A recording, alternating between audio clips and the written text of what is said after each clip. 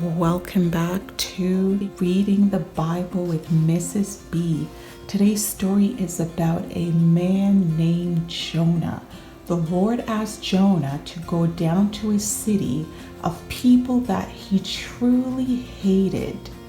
Isn't that ironic? Sometimes God will ask you to go to someone who has hurt you and to show kindness to them and to be pleasant toward them, even though they've done terrible things toward you. But the Lord wants you to forgive and to move on. And so the Lord sent Jonah to these people to tell them to turn from their wicked ways. And reluctantly Jonah went, and we're going to see what happens. Once there was a prophet named Jonah who tried to run away from God.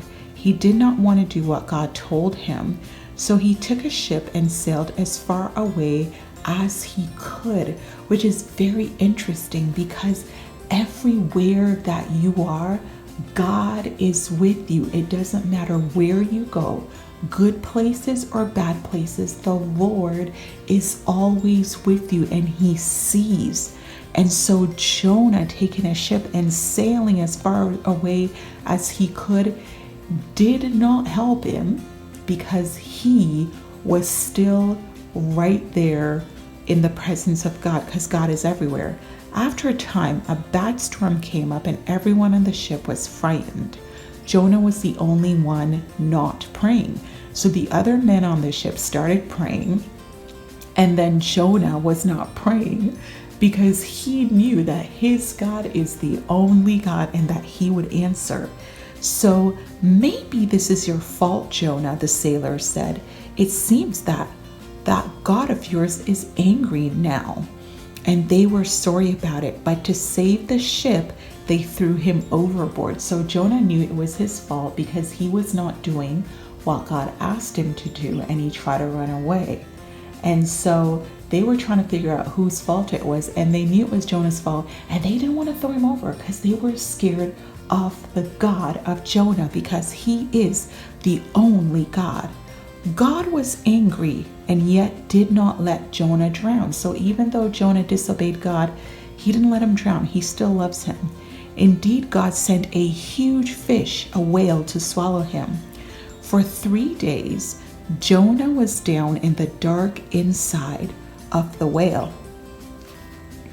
Of course, God was watching over Jonah inside the big fish, down under the water far away, and God was hearing Jonah's prayers.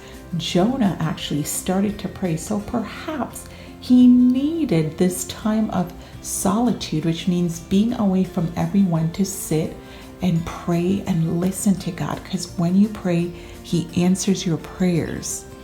After 3 days, God made the fish vomit Jonah up so that he landed safely on the shore.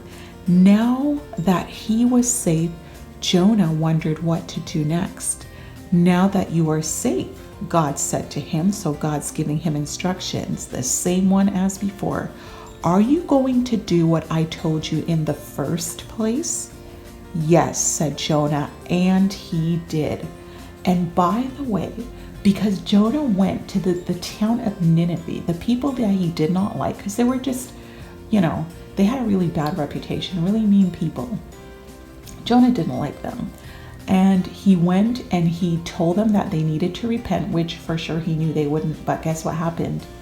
The people of Nineveh actually repented.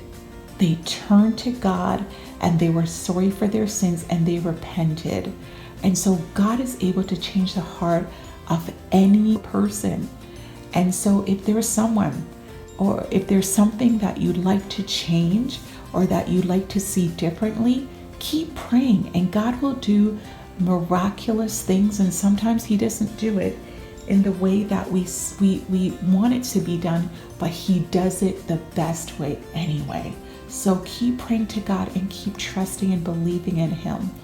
Okay, boys and girls, have a very happy Canada Day. It's Canada Day here in Canada, and in the United States on July 4th is Independence Day. So happy early Independence Day, and I will talk to you soon.